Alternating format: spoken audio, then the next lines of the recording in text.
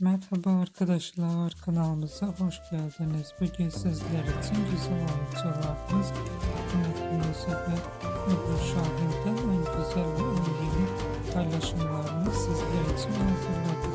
Ebru Şahin ve Akın Akılözü Hercai dizisinde rol almış ve herkes tarafından çok beğenilmişti. Biz de sizler için bu güzel oyunculardan en güzel ve en özel fotoğraflarını hazırladık. Bu videoları